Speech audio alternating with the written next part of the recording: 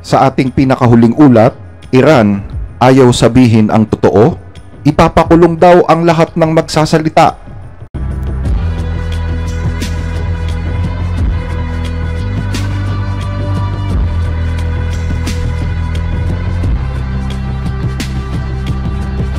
Tila wala silang ibang pinatamaan kundi ang mga military targets. Sana ay matapos na ito.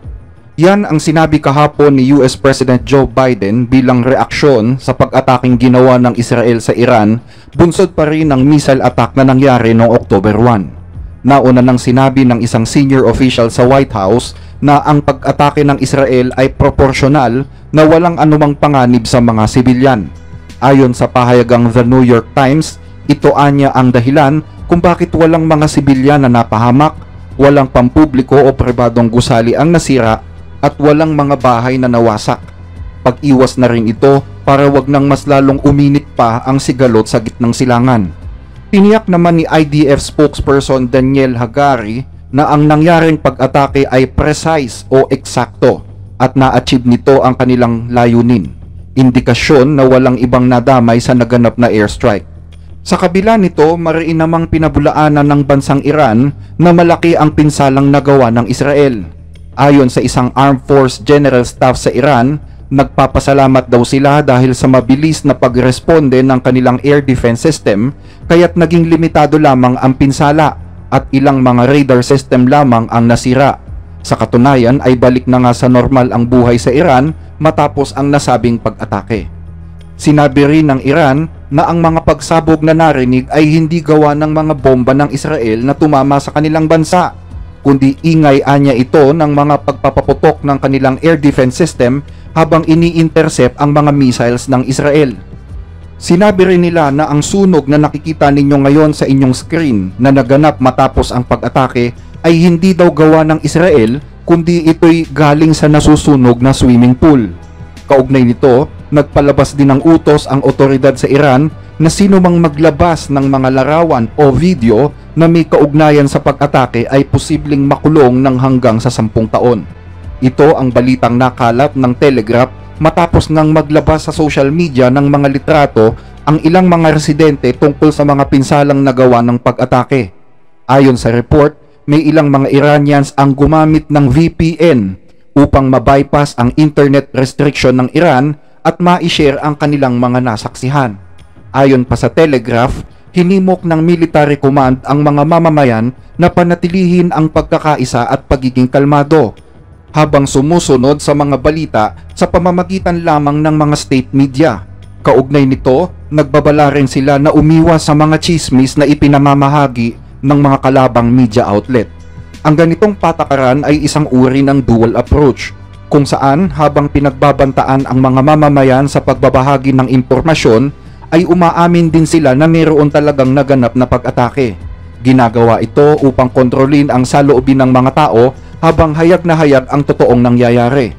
Ito anya ang dahilan kung bakit normal pa rin ang buhay na ipinakikita ng media sa Iran habang nagaganap naman ang mainit na debate sa loob ng parlamento. Debate kung sila ba ay dapat gumanti sa Israel o hindi. Naniniwala naman ang international media at ilang mga analysts, maging ang US at ang Israel, na sinusubukan lang ng Iran na i-downplay o gawing magaan ang mga pag-atake ng Israel upang mabawasan ang tensyon sa kanilang bansa. Lalo anya ngayon na ang mga taga-Iran ay halos wala ng kumpiyansa sa kanilang gobyerno. Well, it's a pleasure to be with you, and what we're expecting versus what is reported versus that which we see on social media are all quite different, at least for the moment.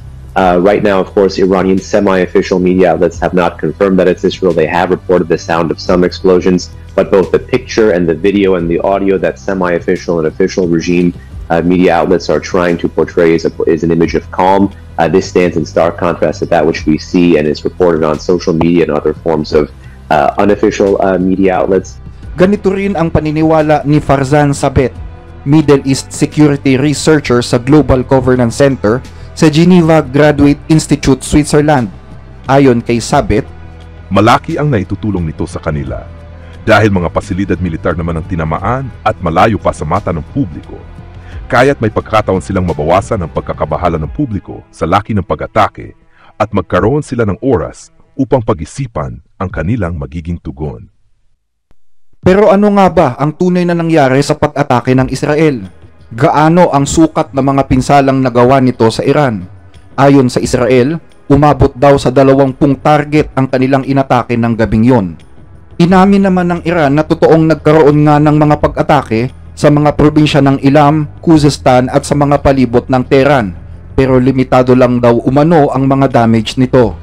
Ayon naman sa Israel, nasira ng Air Force nila ang mga sopistikadong kagamitan sa paggawa ng missile, mga equipment na hindi kayang gawin sa Iran kundi kailangan pang bilhin sa bansang China. Ang mga kagamitang ito ay ang ginagamit ng Iran sa pagbuo ng kanilang mga ballistic missiles. Dagdag pa rito ay nawasak din ang 4 na S-300 air defense system na binili mula sa Russia na nasa Imam Khomeini International Airport at nagpaprotekta sa nuclear and energy facilities ng Tehran.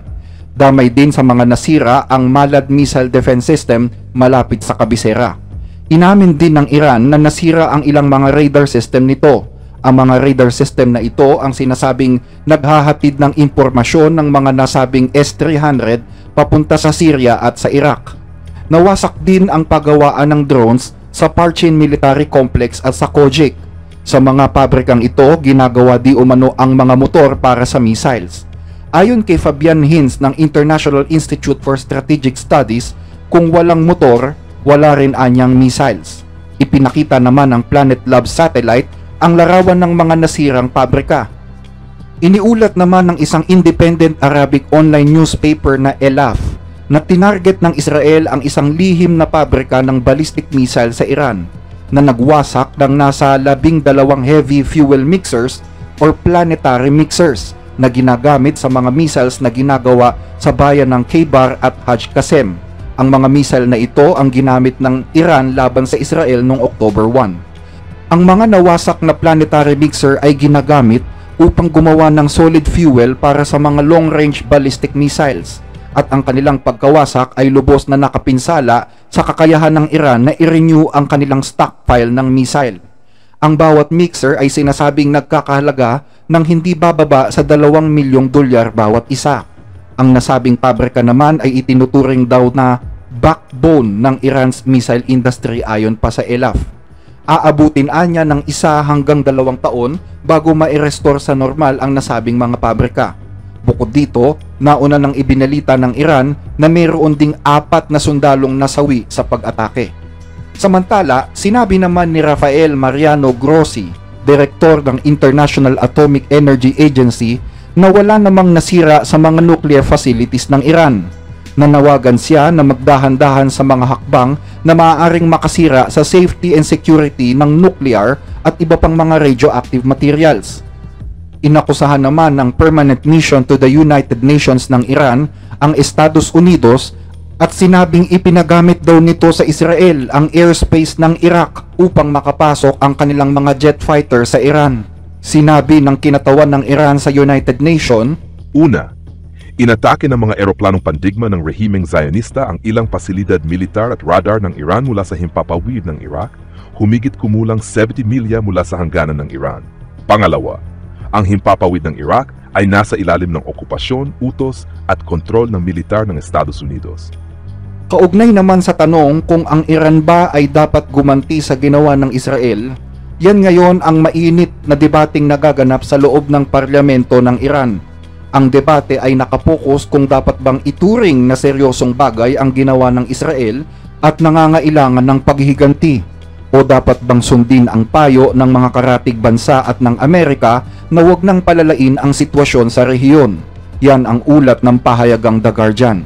Sinabi naman ni Amir Hossein Sabeti, isang ultra-konserbatibong mambabatas ng Tehran, ang matatag na seguridad ay nasa kamay ng pamunuan at sa malakas na pagtugon nito kahit sa pinakamaliit na pagkakamali ng kaaway. Bagaman parang bubuit na isinilang ng bundok ang mga Israeli, ang paglampas sa pulang linya ng Iran at ang pananakop sa teritoryo ay dapat may kapalit na tugon na magpapagulat sa kanila. Ang tamang oras para umatake ay kagabala sila sa pakikidigma sa Gaza at Beirut. Dagdag pa rito, sinabi naman ng Vice President ng Iran na si Mohammad Reza Aref na Ang agresyon ay kinokondena ng kahit anong patakaran at ang sumasalakay ay dapat maghintay ng sagot. Tutugon kami batay sa kasamaang ginawa ng sumalakay sa amin sa tamang oras at sitwasyon. Sa kabila ng nagaganap pa ring debate sa parlamento, tila nagparamdam naman ang Iran na gusto nga nitong gumanti. Sa katunayan, isang mural o billboard ang ipinwesto sa gitna ng lungsod ng Tehran na may nakasulat na "Another storm is coming." Ang nasabing mural na nakasulat sa wikang Hebreo ay nakasabit ngayon sa Palestine Square sa Tehran mula pa noong Sabado. Sa ngayon ay hindi pa malinaw kung ano ang ibig sabihin ng mural na ito. Kaugnay ng pagbawi ng Iran, may mga ugong-ugong naman na nag-utos daw si Iranian Supreme Leader Ayatollah Ali Khamenei na maghanda sa pakikipaggera laban sa Israel. Pinaghanda rin daw ang Iran ng nasa 1,000 ballistic missile na papakawalan sa Israel, kasabay ang pagpaparalisa ng mga rutang pangkalakal sa Hormuz at Persian Gulf upang maparalisa rin ang energy supply ng mundo. Sa pinakahuling ulat patungkol sa banta ni Khamenei, nag-post ang Iranian Supreme Leader sa kanyang X account na may petsang October 27, 2024 kung saan sinabi niya sa wikang Ingles, Zionists are making a miscalculation with respect to Iran. They don't know Iran. They still haven't been able to correctly understand the power, initiative, and determination of the Iranian people. We need to make them understand these things. Nagkakamali ang mga Zionista sa kanilang pagkalkula sa Iran. Hindi pa nila tunay na kilala ang Iran. Hindi pa rin nila lubos na naunawaan ang lakas, inisyatiba, at determinasyon ng mga mamamayang Iranian. Kailangan nating ipaalam sa kanila ang mga bagay na ito. Tanong tuloy ng ilan, kung totoo na walang missiles na bumagsak sa Iran at wala itong damage na nagawa sa kanila, bakit nanggigigil ang rehimen na makaganti sa Israel? Gayunman, ayon sa pahayagang The Jerusalem Post, inaasahan na din anya ng Israel na gaganti ang kalaban nitong Iran. Pero sa kabila ng pagnanais ng ilang mambabata sa Iran na gumanti, isang mensahe naman ang ipinahatid ni US Defense Secretary Lloyd Austin sa Iran kung saan sinabi nito na wag nang magkamali ang Iran na gumanti. Ang pagganti ng Israel ay dapat anyang katapusan na ng walang tigil na palitan sa dalawang bansa.